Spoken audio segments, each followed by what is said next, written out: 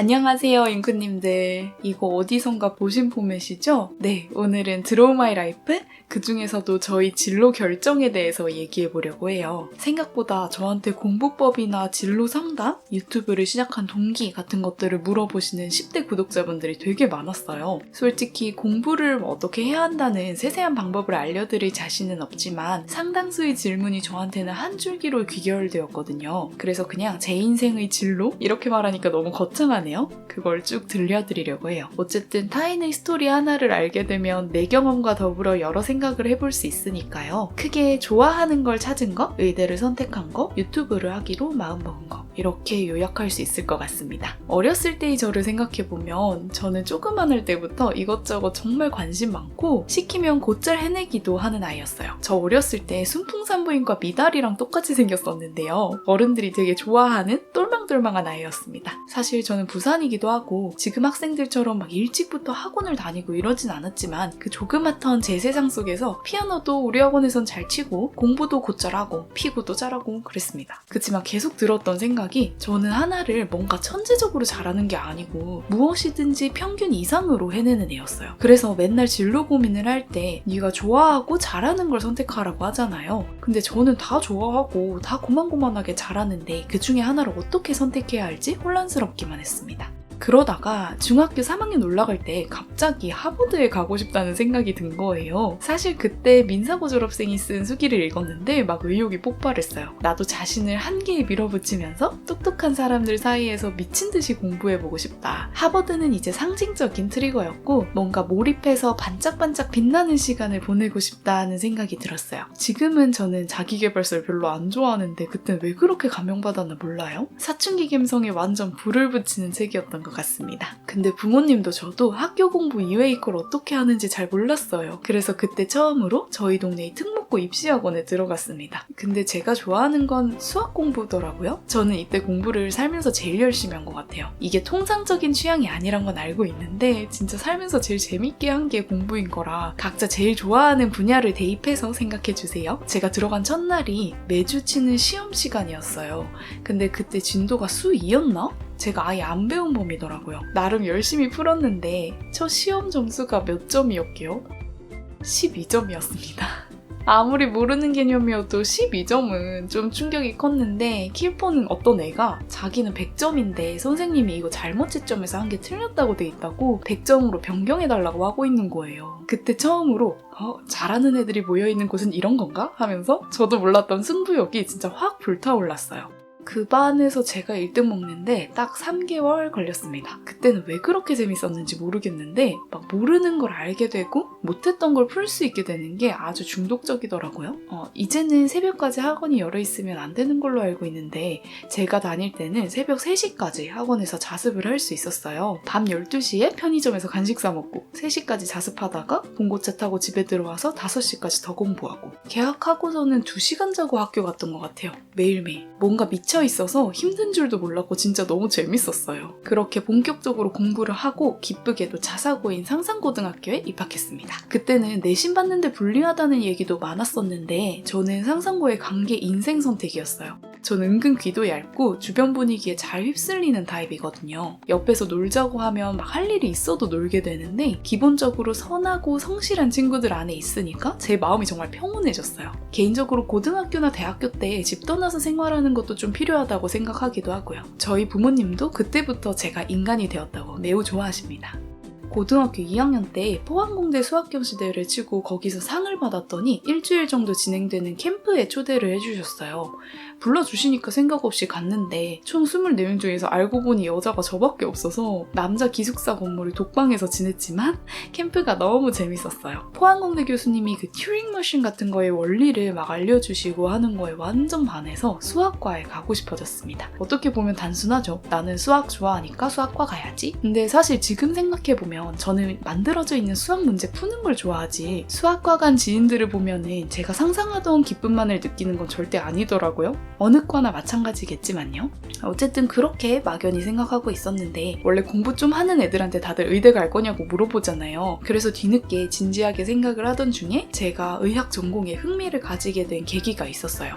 제 친구 중에 되게 마르고 추위도 안 타고 막 손발이 늘 따뜻한 친구가 있었어요. 생물 시간에 여러 인체 장기 역할을 배우잖아요. 제가 그걸 보고 친구한테 너는 갑상선 기능이 되게 좋은가 봐 라고 얘기를 했었어요. 그런데 그 친구가 방학 때 집에 다녀오더니 진짜로 가족 중에 갑상선 항진기가 있으셨던 분이 있어서 자기한테 미역 너무 많이 먹지 말라고 했다는 거예요. 그게 제가 의학적 추측을 처음 해본 사례였습니다. 소소하지만 되게 놀랍고 신기했고 그때부터 의학 전공을 진지하게 생각해본 것 같아요.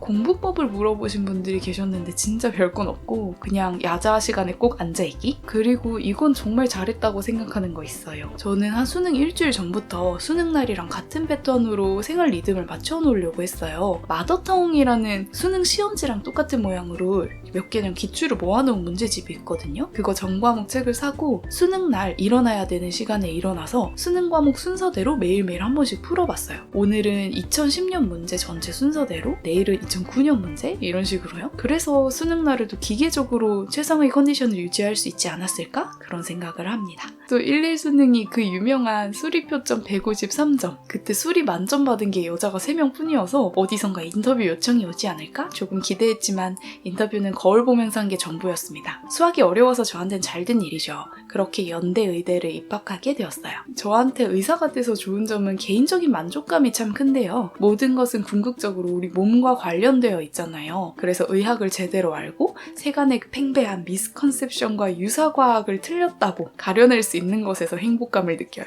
의학을 공부한다는 거는 내 자신을 알게 되는 것이기도 하다는 점에서 되게 자아와 굉장히 합치되는 것이 많습니다. 자아 성찰을 좋아하는 사람에게 최고의 전공. 그리고 또 하나의 절대적인 매력은 환자를 좋아지게 하는 게 의사의 임무라는 거예요. 남에게 그저 도움을 주는 게 직업일 수 있는 건 정말 운이 좋은 일입니다. 마지막으로 부가적인 포인트로 대학교 친구들도 평소에는 전혀 아니어 보이지만 진지할 때는 한없이 진지하고 서로한테 좋은 영향을 주는 친구들이 가득하다는 거. 이것도 못지않게 좋은 점이에요. 이제 의대로 졸업하고 세부 전공을 골라야 될 때가 됐어요. 병원에서 환자를 실제로 매니지하는 걸 경험해보니까 학생 때 배우는 것과는 또 완전 다르더라고요. 그새 여러 가지를 조금씩 다 알아야 직성이 풀리는 건 제 애증의 특징이 되어버렸습니다. 그래서 중요한 여러 분야를 다 배우고 일정 이상씩 알아야만 하는 가정의학과가 매력적으로 느껴졌고 지금도 너무나 만족하고 있습니다. 근데 이렇게 나름 열심히 달려오면서 점점 제 안에서 비중이 커져가는 게 있었어요. 저는 제 앞에 펼쳐진 진로와 아예 별개인 나만의 오아시스가 꼭 필요했어요. 근데 쉬는 것도 엄청 열심히, 쉬기보다는 노는 편이랄까요? 만화책을 엄청 본다든지 갑자기 외국어 공부를 한다든지 물론 만년필을 쓰고 감상하는 것도 있었죠. 특히나 제일 힘든 기간에 오히려 돌파구가 있어야만 숨통이 트이는 걸 많이 경험했습니다. 거기에 언젠가부터 만년필이라는 취미에서도 단순 소비하는 것을 넘어서서 생산에 대한 욕구가 생기더라고요. 그 두 개가 합쳐져서 어떻게 보면 학생 때보다도 더 마음의 여유가 없던 레지던트 때 잉크잉크 유튜브 채널을 개설해버렸습니다. 병원에서 벗어나서 집에 오면 의학과 아예 관련 없는 무언가를 해야만 살아있는 느낌이 들었어요. 이번 영상 준비하다가 느꼈어요. 나 꽤 독한 사람이구나. 물론 수학도 아직 잔잔하게 가져가고 있는 게 여가 시간에 수학 문제를 풀거나 퍼즐 게임이랑 스도쿠도 늘상 하고 있고요. 특히 수능 수학 ASMR 시리즈는 제일 기분 좋게 저희 즐거운 포인트를 시각화한 훌륭한 결과물입니다. 유튜브가 생각보다 돌파구를 넘어서 본격적인 부캐가 되어가고 있지만 이것도 싫지 않고 오히려 다양한 역할을 수행하면서도 저만의 방식으로 행복을 찾아가고 있다는 증명이라고 생각해요. 돌이켜 생각해보면 저는 기본적으로 공부를 할 사람이었어요. 만약에 어린 제가 다른 걸 하고 싶었어도 뭘 어떻게 해야 하는지를 몰라서 어버버했을 거고요. 그런데 지금은 다르죠. 이제는 개인이 브랜드가 될 수 있는 시대라서 지금 진로 고민을 하는 분들은 유튜브라는 돌파구를 발견할 것이라고 예상조차 하지 못했던 저보다 훨씬 더 담대하고 자유로운 행보가 가능할 거예요. 무엇보다 스스로 장르를 개척하는 게 자연스럽게 받아들여지고 상상해낼 수 있는 그 하고 싶은 일의 범위 자체가 훨씬 넓어졌으니까요. 특히나 꼭 트렌드를 칼같이 포착하지 않더라도 본인의 고유한 바이브 자체가 강점이 될 수 있잖아요. 그래서 지금 무언가를 하고 싶다는 생각이 든다면 일단 행동으로 옮겨보는 건 언제나 옳은 것 같아요. 다만 그걸 펼치는 방식은 내 앞에 원래 놓인 길을 가면서 최선을 다해서 딴짓해보기라는 옵션도 있고 이것도 굉장히 즐겁다고 말하고 싶어요. 물론 하고 싶은 일에 대한 확신이 있다면 진로를 아예 바꿔버릴 수도 있겠고요. 뭐가 됐든 세상에 내보일 수 있는 멋진 내 브랜드를 발견할 때까지요.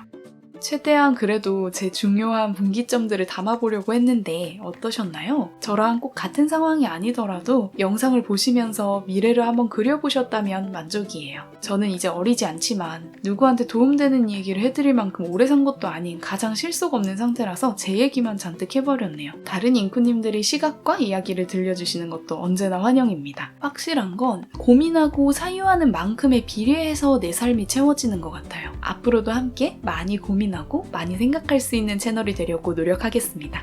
모두들 좋은 밤 되세요.